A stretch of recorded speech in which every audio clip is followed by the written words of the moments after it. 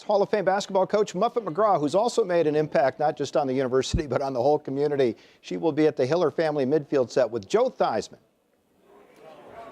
Thanks, Gary. I appreciate it. I am here with the coach that is really the coach of coaches. Has won more games than any other coach in Notre Dame history. The Karen and Kevin Keys family head women's basketball coach, Muffet McGraw. Muffet, 888 wins. I've been here a long time. I feel like I came in with Newt Rockney. But you had, that's almost the way you look at it. I mean, I'm just going through the statistics. 888 wins. You've earned 2 national championships. Should have had a third, at least.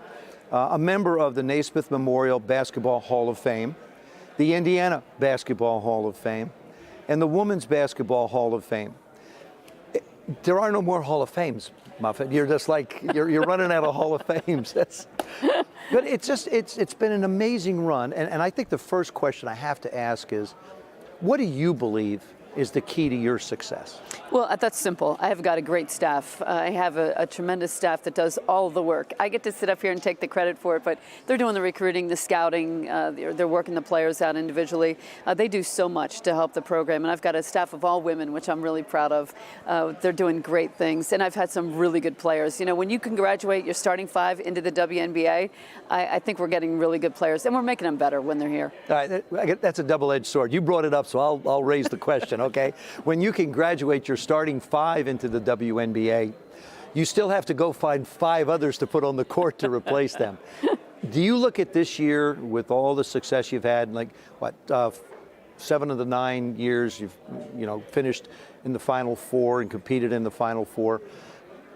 Could this be the greatest challenge that you face from a personnel standpoint? I think it will be, and I'm really excited about the challenge. I think that we have been a #1 seed for the last 8 or 9 years, and there comes a little bit of stress with that. I think there's a little bit of expectations that are kind of weighing on you. You have to be good. When you win, you're not excited, you're relieved. And so this year, we're the underdog again, and it's a great place to be. Yeah, sure. Yeah, right. Okay. Yeah. Muffet McGraw say, oh, yeah, sure. Well, it's nice. No, that's not going to happen. No, I know. It's your basketball program. It's your basketball team, and you're in charge of it. You're not going to be an underdog. Everybody's going to look at you maybe a little different because certain players aren't there. As you look at this year, what do you consider the proudest moment? I think there's so many. What they've accomplished, the resilience that we had last year, losing 4 players to ACL injuries and winning a national championship. This year, having the pressure of being #1 from the beginning of the season, having to get back and try to win another championship. Just the adversity they've overcome, the resilience they've shown, the work ethic, the competitive nature. And I just love these are strong, powerful women. I've been meaning to ask you this, and part of the reason I came back to host this and do this because I wanted to interview you again. That's part of it. I wanted to ask you the question: when that ball went through the hoop last year, and you won the national championship, the look on your face was one of this is me evaluating, like, holy mackerel, what just happened? I'm in shock. That is exactly Were you totally how I surprised? Felt. Totally. Because, we overcame so much that year, and it just seemed like nothing ever went our way. And then for that shot to go in and we win the national championship, I couldn't believe it. It even surpassed the game before. It did, and that was a pretty good one. I was just going to say, well, you didn't have quite the same look on your face as you did for I expected to win that one. Oh, no, it was unbelievable. I mean, the ladies just, time after time, and even though you won it 2 years ago, the resiliency that they showed this year down in Tampa, being down by so many points and getting so close. I mean, it's a credit to the women that work with you, like you said, your staff, you as well, and it's fun. I just keep tweeting all the time. Love to watch the ladies play. Love to watch the ladies. It's that Fighting Irish spirit, right? That's what it is. Never it runs quit. through everybody. Just never quit. And runs through everyone. As we were saying, that game didn't come down to one shot at the end. That was a game that was 40 minutes of a couple of mistakes here and there. Yeah. Now, obviously, the 5 are going to graduate, and you're going to have to find some players. Do you look to transfers now, or are you looking for recruits? Where do you think you're going to be able to find some players to fill out your roster? Yeah, we have 2 really good freshmen coming in, Sam Brunell and Anea Peoples. But we are looking at the grad transfer because we need somebody right away. We want some experience. We don't have any juniors and seniors on our team, so we need some experience. Somebody can come in with a little bit of leadership. We've got 1 guard already, Destiny Walker, and we're excited about a couple more kids that we're hoping to bring in. So Like we talked about the fact that you've had to deal with turnover, but never quite to this level.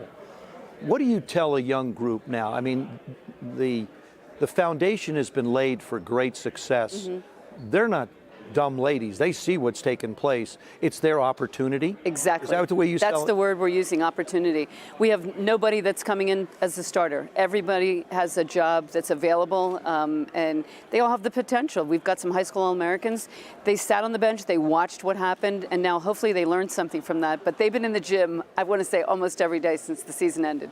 The thing is it's like you came here to Notre Dame for a reason.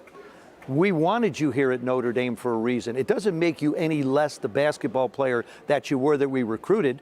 It's just that you didn't quite have the opportunity to show yourself like we're going to give you now. I mean, it's got to be a hungry bunch of ladies. Oh, they really are hungry. And, you know, there's no comparison between a WNBA player and a freshman who's coming in for the first time. So they learned a lot. They worked hard. They really paid attention. Last question before I could sit here all day and talk to you, but they have me on a limited time limit. Any changes you'd like to see possibly in the NCAA women's game that you think would make it different or better? You know, we made changes just the last couple of years. We went to the quarter system, and we have advanced the ball at the end of the game, which is so exciting. Just like the NBA and the WNBA, it makes the game really crazy with about 3 seconds left. It's how we won last year because we wouldn't have been able to do that if it was a full court game. So I like the changes they've made. They're looking now at possibly moving the three-point line back. I'm not sure how I feel about that one. Going to move they won't move the three-point line back in the NBA, but they'll move it back for the ladies in college basketball. Right. Muffet, so good to see you. You too, Joe. You're the best. Really a pleasure. Continued success. Thank Love you. seeing you. It's always great to see Muffet.